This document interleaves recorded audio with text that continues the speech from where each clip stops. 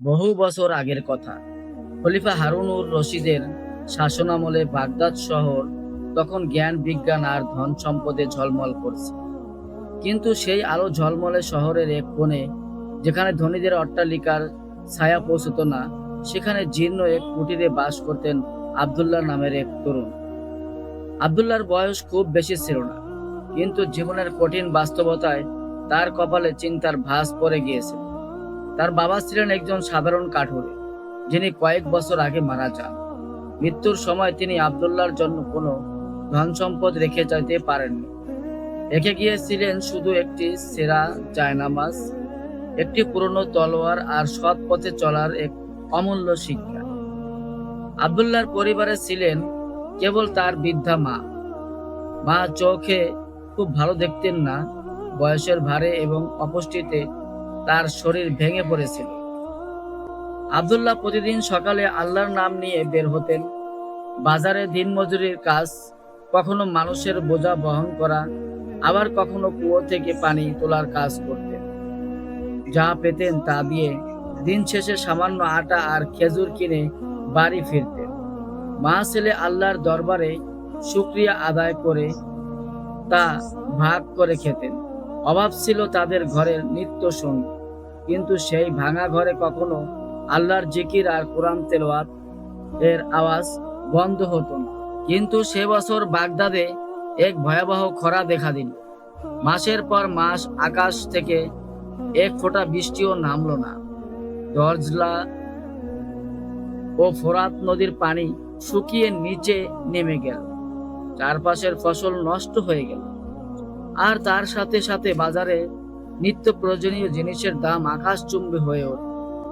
ধনীদের ব্যবসা মন্দা হওয়ায় তারা দিনমজুর রাখা বন্ধ করে দিল। আব্দুল্লাহর জীবনে নেমে এলো এক অন্ধকার অমাবস্যা। টানা 3 দিন ধরে তিনি বাজারে যাচ্ছেন, কিন্তু কেউ তাকে একটি কাজের জন্য ডাকেন। ঘরে জমানো যা কিছু খাবার ছিল তা প্রথম দিনই শেষ হয়ে গেছে। আজ 3 দিন ধরে আব্দুল্লাহ আর তার বৃদ্ধা মা শুধু পানি খেয়ে রোজা রাখছে। ক্ষুধা কাকে বলে তা আব্দুল্লাহর চেয়ে ভালো আর কেউ বুঝতে পারছিল না। কিন্তু নিজের কষ্টের চেয়েও তার বড় কষ্ট ছিল মায়ের মলিন মুখের দিকে তাকানো। ক্ষুধার তীব্রতায় মা বিছানা থেকে উঠতে পারছিলেন। চতুর্থ দিন সকালে মা কাঁপা কাঁপা গলায় বললেন, বাবা আব্দুল্লাহ, আমার জন্য চিন্তা করিস না, কিন্তু তোর শরীর তো ভেঙে পড়েছে। আজ একবার বাজারে যা, আল্লাহর দরবারে সাহায্য চা, দেখ কোনো কাজ পাস কিনা। যদি কিছু নাও পাস, তবে তোর বাবার সেই পুরনো জামাটা যেটা সিন্ধুকে রাখা আছে, ওটা বাজারে কোনো দর্জির কাছে বিক্রি করে দিস। যা পাবি তা দিয়ে একটু আটা কিনে আনিস। আব্দুল্লাহর চোখে পানি চলে এলো। বাবার ওই একটা শেরকি ঘরে অবশিষ্ট আছে, কিন্তু মায়ের জীবনের চেয়ে বড় তো কিছুই হতে পারে না। তিনি সিন্দুক থেকে যত্ন করে রাখা জামাটি বের করলেন, মায়ের দোয়া নিলেন এবং আল্লাহর উপর ভরসা করে বাজারের উদ্দেশ্যে রওনা হলেন। বাজারে গিয়ে আব্দুল্লাহ দেখলেন চারিদিকে হাহাকার। মানুষ নিজের খাবার জোগাতে ব্যস্ত, অন্যের দিকে তাকানোর সময় কারণে। আব্দুল্লাহ বহু মানুষের কাছে গেলেন, কাজের আকুতি জানালেন, কিন্তু সবাই তাকে ফিরিয়ে দিল।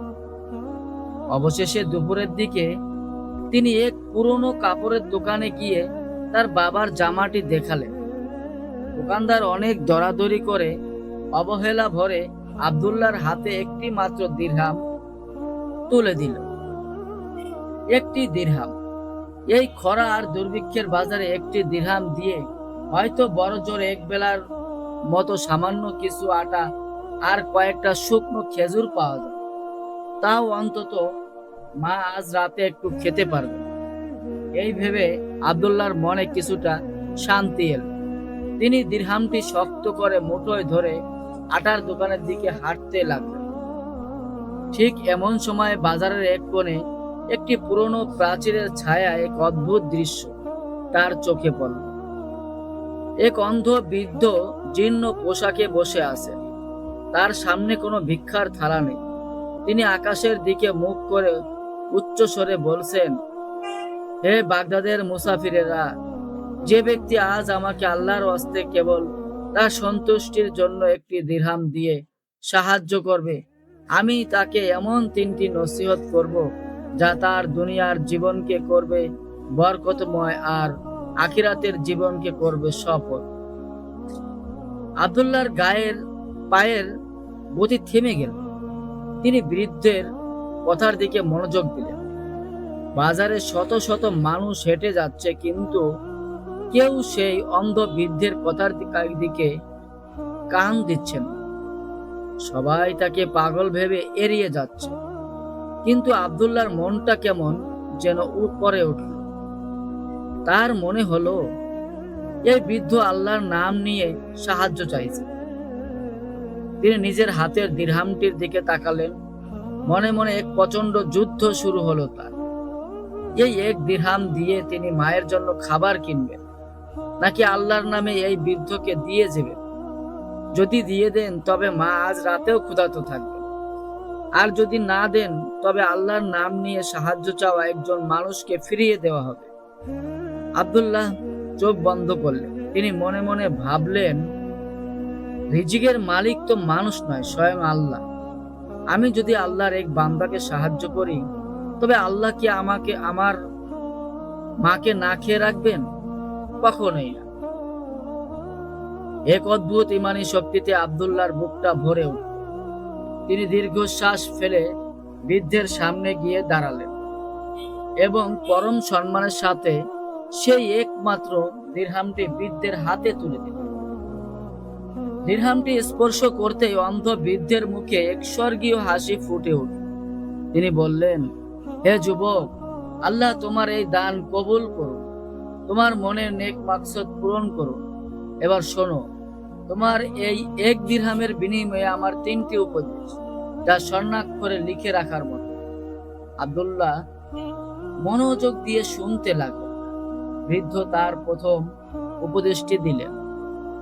প্রথম নসিহত, জীবনে যখনই কোনো নেক কাজ করবে, তা ছোট হোক বা বড়, শুরুতেই তোমার নিয়তকে খাঁটি করে নিবে। কাজটা যেন কেবল আল্লাহর সন্তুষ্টির জন্যই হয়, মানুষের প্রশংসা বা দুনিয়াবি কোনো স্বার্থের জন্য নয়। নিয়ত যদি খাঁটি হয়, তবে সামান্য কাজের প্রতিদানও পাহাড়ের মতো বড় হয়। একটু থেমে বৃদ্ধ তার দ্বিতীয় উপদেশটি দিলেন। দ্বিতীয় নসিহতটি হলো, যখন তুমি কোনো কঠিন বিপদে পড়বে, যখন চারিদিকের সব পথ বন্ধ হয়ে যাবে, তখন কোনো মানুষের দ্বারে দ্বারে গিয়ে নিজের কষ্টের কথা বলে বেরিও না। মানুষ বড়জোর একটু সহানুভূতি দেখাবে, কিন্তু বিপদ কাটানোর ক্ষমতা কারো নেই। তুমি রাতের শেষ প্রহরে উঠে অজু করে সেজদায় গিয়ে আরশের মালিকের কাছে সাহায্য চাইবে, কারণ মানুষের স্বভাব হলো ফিরিয়ে দেওয়া, আর আল্লাহর স্বভাব হলো বান্দাকে খালি হাতে না ফেরানো। বৃদ্ধ আব্দুল্লাহর হাতটি আলতো করে চেপে ধরে তার শেষ উপদেশটি দিলেন। তৃতীয় নসিহত, সততা এবং আমানতদারিতার পথ যতই কঠিন মনে হোক না কেন, জীবনের শেষ নিঃশ্বাস পর্যন্ত তা ছাড়বে না। মিথ্যার আশ্রয় নিলে হয়তো সাময়িক লাভ দেখা যায়, কিন্তু তার শেষ পরিণতি ধ্বংস। আর সততার পথ শুরুতে কষ্টের হলেও তার শেষ পরিণতি সব সময় অত্যন্ত সুন্দর ও সম্মানজনক হয়। উপদেশগুলো শেষ করে বৃদ্ধ বললেন, যাও বাবা, আল্লাহ তোমার সহায় হন। আব্দুল্লাহ বৃদ্ধকে ধন্যবাদ জানিয়ে বিদায় নিলেন। তার পকেট এখন সম্পূর্ণ শূন্য, কিন্তু তার হৃদয়টা এক আসমানি প্রশান্তিতে ভরে গেছে। আব্দুল্লাহ যখন শূন্য হাতে বাড়ি ফিরলেন, তখন সূর্য ডুবে এসেছে। ঘরে কোনো খাবার নেই, আলো জ্বালানোর মতো তেলও নেই। তিনি মায়ের পাশে গিয়ে বসলেন। মা ছেলের খালি হাত দেখে এবং মুখের দিকে তাকিয়ে সব বুঝতে পারল। আব্দুল্লাহ অপরাধী স্বরে বললেন, মা, আমাকে ক্ষমা করে দাও। আমি বাবার জামা বিক্রি করে একটি দিরহাম পেয়েছিলাম, কিন্তু বাজারে এক অন্ধ বৃদ্ধ আল্লাহর নামে সাহায্য চাচ্ছিলেন এবং বলছিলেন এক দিরহামের বিনিময়ে 3টি উপদেশ দিবেন। আমি নিজেকে ধরে রাখতে পারিনি মা, আমি দিরহামটি তাকে দিয়ে এসেছি। মা ছেলের মাথায় হাত বুলিয়ে দিলেন। তার চোখ দিয়ে আনন্দের অশ্রু গড়িয়ে পড়ল। তিনি বললেন, বাবা আব্দুল্লাহ, তুমি কোনো ভুল করিসনি। তুই তোর বাবার ঈমানের পরিচয় দিয়েছিস। বান্দা যখন আল্লাহর উপর ভরসা করে কিছু ছেড়ে দেয়, আল্লাহ তাকে তার চেয়ে উত্তম কিছু দান করেন। আজ রাতেও না হয় আমরা পানি খেয়ে আল্লাহর জিকির করব। সে রাতে মা ছেলে শুধু পানি পান করে আল্লাহর দরবারে শুকরিয়া আদায় করল। রাতে যখন পুরো বাগদাদ শহর গভীর ঘুমে আচ্ছন্ন, চারিদিকে নিস্তব্ধতা, তখন আব্দুল্লাহর চোখ থেকে ঘুম চলে গেল। ক্ষুধার তীব্রতা তো ছিলই, কিন্তু তার মনে বারবার অন্ধ বৃদ্ধের দ্বিতীয় উপদেশটি প্রতিধ্বনিত হচ্ছিল। বিপদে পড়লে শেষ রাতে সেজদায় গিয়ে আরশের মালিকের কাছে সাহায্য চাই। আব্দুল্লাহ বিছানা থেকে উঠলেন ও ঠান্ডা পানি দিয়ে ওযু করলেন। ঘরের এক কোণে তার বাবার সেই পুরনো সেরা জায়নামাজটি বিছিয়ে নামাজে দাঁড়িয়ে গেলেন। তিনি একের পর এক রাকাত নামাজ পড়তে লাগলেন। রাতের শেষ প্রহরে যখন তাহাজ্জুদের সময়, তখন আব্দুল্লাহ সেজদায় গিয়ে আর ধরে রাখতে পারলেন না। তার বুকের ভেতর জমে থাকা সব কষ্ট অশ্রু হয়ে জায়নামাজ ভিজিয়ে দিল। তিনি কাঁদতে কাঁদতে বললেন এবং বলতে লাগলেন, হে আরশের মালিক, হে গাফুরুর রহিম, তুমি তো অন্তর্যামী। তুমি দেখছো আমার মা ক্ষুধার্ত। তুমি ছাড়া আমাদের এই পৃথিবীতে আর কেউ নেই। আমি তোমার এক বান্দাকে তোমার নামে দিয়ে এসেছি। এখন আমি তোমার দুয়ারে ভিখারি হয়ে দাঁড়িয়েছি।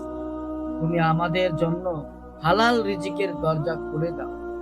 আমাদের এই কঠিন পরীক্ষা থেকে রক্ষা করো। আব্দুল্লাহ দীর্ঘক্ষণ সেজদায় পড়ে রইলেন, যতক্ষণ না সুবহে সাদিকের আলো ফুটল। নামাজ শেষে করে যখন তিনি মোনাজাত শেষ করলেন, তার মনে হলো তার বুকের সব হাহাকার যেন দূর হয়ে গেছে। এক অলৌকিক শান্তি তার সারা শরীর ছড়িয়ে পড়ল। পরদিন সকালে আব্দুল্লাহ আবার বাজারে গেলেন, যদি কোনো কাজ পাওয়া যায়। কিন্তু সেদিন সকাল থেকেই বাজারে এক অদ্ভুত শোরগোল শোনা গেছে। শহরের এক কোণে একটি বড় কাফেলা এসে থেমেছে। সেই কাফেলার মালিক হলেন পারস্যের এক অত্যন্ত ধনী ও প্রভাবশালী ব্যবসায়ী, যার নাম মালিক ইবনে দিনার তার বিশাল কাফেলা নিয়ে বাগদাদ হয়ে দামেস্ক যাচ্ছিলেন। কিন্তু বাগদাদে পৌঁছানোর পর তার কাফেলার প্রধান এবং অত্যন্ত মূল্যবান পারস্যের ঘোড়াটি হঠাৎ অসুস্থ হয়ে পড়ে। ঘোড়াটিকে সুস্থ করতে অন্তত কয়েকদিন সময় লাগবে। এদিকে ইবনে দিনারকে জরুরি কাজে অন্য একটি ছোট দল নিয়ে পাশের এক শহরে যেতে হবে। তাই তিনি বাগদাদ বাজারে এসে ঘোষণা করলেন, আমার এই বিশাল কাফেলা মূল্যবান মালামাল এবং পশু পাখির দেখাশোনা করার জন্য আমার এমন একজন যুবকের প্রয়োজন, যে অত্যন্ত সৎ, বিশ্বস্ত এবং আমানতদার হবে।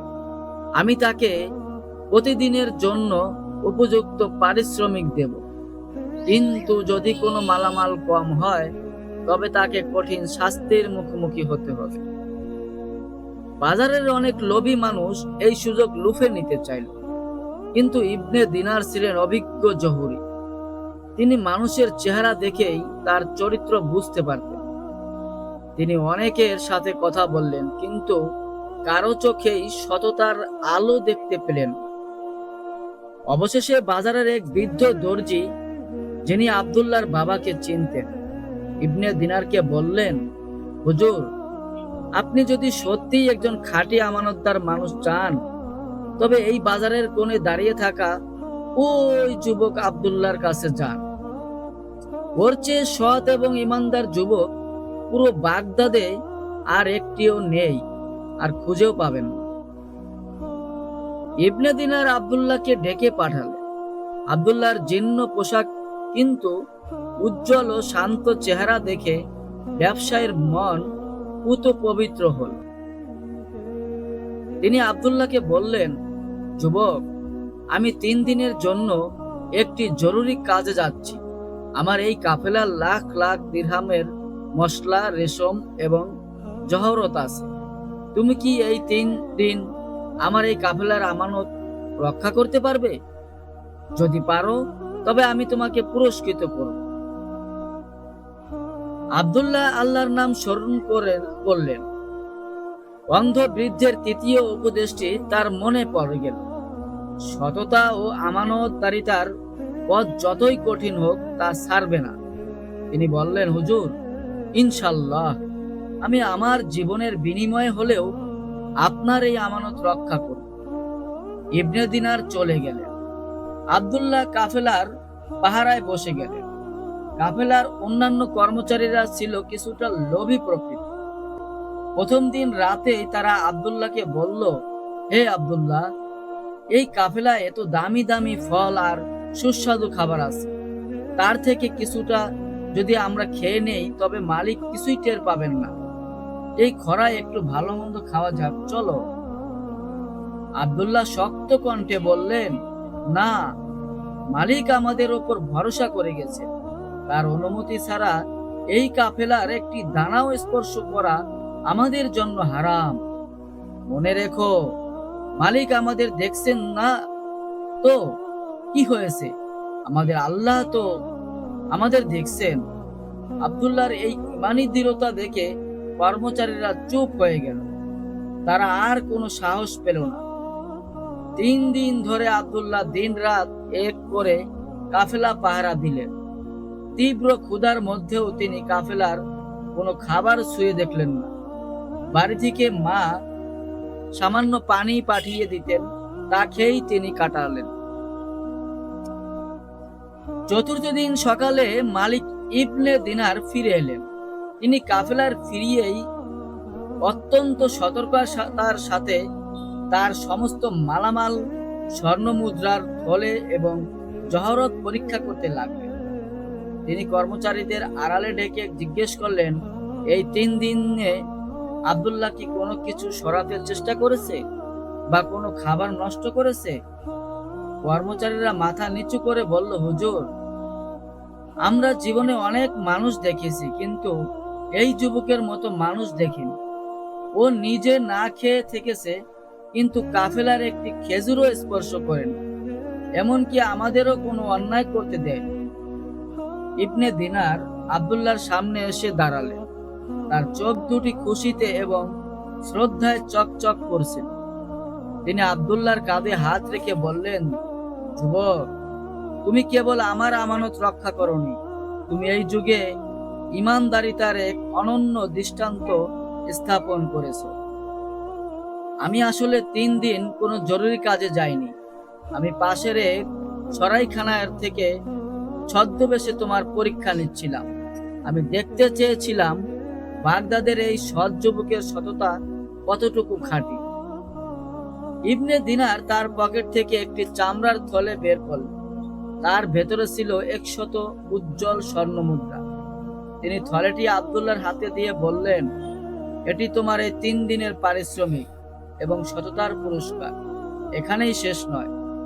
ইবনে দিনার কাফেলার একটি বড় উট দেখালেন, যার পিঠে বস্তা বস্তা গম, আটা, ঘি, খেজুর আর দামি কাপড় বোঝাই করা ছিল। তিনি বললেন, এই উট এবং এর উপর থাকা সমস্ত খাদ্য সামগ্রী আজ থেকে তোমার মায়ের জন্য আমার পক্ষ থেকে উপহার। আর শোনো আব্দুল্লাহ, আমার বাগদাদে একটি বড় ব্যবসা কেন্দ্র আছে। আজ থেকে তুমি সেই কেন্দ্রের প্রধান পরিচালক হিসেবে দায়িত্ব পালন করবে। তোমার মতো সৎ মানুষই আমার প্রয়োজন। আব্দুল্লাহ স্বর্ণমুদ্রার থলে হাতে নিয়ে স্তব্ধ হয়ে দাঁড়িয়ে রইলেন। তার চোখ দিয়ে আনন্দের অশ্রু ঝরঝর করে পড়তে লাগলো। তিনি তৎক্ষণাৎ মাটির উপর সেজদায় লুটিয়ে পড়লেন। তার মনে হলো এই সেই পুরস্কার যা আল্লাহর অন্ধ বৃদ্ধকে দেওয়া 1 দিরহামের বিনিময়ে এবং শেষ রাতের সেজদা বরকতে তাকে দান করেছেন। আব্দুল্লাহ যখন সেই খাদ্য বোঝাই উট আর স্বর্ণমুদ্রা নিয়ে তার ভাঙা কুটিরের সামনে পৌঁছালেন, তখন গ্রামের মানুষ অবাক হয়ে তাকিয়ে রইল। আল্লাহর ঘরে ঢুকে মায়ের আব্দুল্লাহ ঘরে ঢুকে মায়ের পায়ের কাছে স্বর্ণমুদ্রার থলেটি রাখলেন এবং বললেন, মা, দেখো তোমার আল্লাহ তোমার ছেলের 1 দিরহামের সদকা কিভাবে কবুল করেছেন।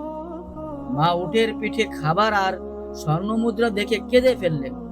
তিনি আল্লাহর দরবারে হাত তুলে দীর্ঘক্ষণ শুকরিয়া আদায় করলেন। সেই ভাঙা ঘরে সেদিন 3 দিন পর উনুন জ্বলল। সুস্বাদু খাবারের সুগন্ধ চারিদিকে ছড়িয়ে পড়ল। কিন্তু আব্দুল্লাহ শুধু নিজেরাই খেয়েই ক্ষান্ত হলেন না।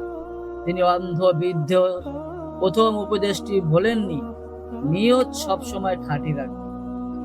তিনি সেই 100 স্বর্ণমুদ্রার অর্ধেকাংশ এবং উটের অর্ধেক খাবার সেই ক্ষুধার্ত খরা পীড়িত প্রতিবেশীদের মাঝে বিলিয়ে দিলেন, যারা তার মতো একদিন না খেয়েছিল। পরবর্তী জীবনে আব্দুল্লাহ বাগদাদের একজন অন্যতম প্রধান এবং সফল ব্যবসায়ী হয়েছিলেন। কিন্তু ধন সম্পদ তার মনকে কখনো কলুষিত করতে পারেনি। তিনি সব সময় সাধারণ পোশাক পরতেন, নিয়মিত শেষ রাতে তাহাজ্জুদের নামাজ পড়তেন এবং গরিব দুঃখীদের জন্য তার দরজার সব সময় খোলা থাকত। তিনি তার জীবনের শেষ দিন পর্যন্ত সেই অন্ধ বৃদ্ধের 3টি উপদেশ মেনে চলেছিলেন। আল্লাহর রাস্তায় দান করলে সম্পদ কখনো কমে না, বরং তাতে বরকত বৃদ্ধি পায়। দুনিয়ার মানুষের কাছে হাত না পেতে বিপদে একমাত্র আল্লাহর কাছে সাহায্য চাইলে আল্লাহ এমন পথ থেকে রিজিক দেন যা বান্দা কখনো কল্পনাও করতে পারে না। সততা ও আমানতদারিতার ফল সবসময় মধুর এবং সম্মানজনক হয়, তা দুনিয়াতেও এবং আখিরাতেও। আমাদের গল্পটি আপনাদের কেমন লাগলো? যদি ভালো লাগে চ্যানেলটি সাবস্ক্রাইব করে রাখবেন, লাইক করে দেবেন এবং সুন্দর একটি কমেন্টস করবেন। সবাই ভালো থাকবেন, দোয়া করে সুস্থ থাকবেন। আল্লাহ সবাইকে রিজিক দান করুন। আসসালামু আলাইকুম।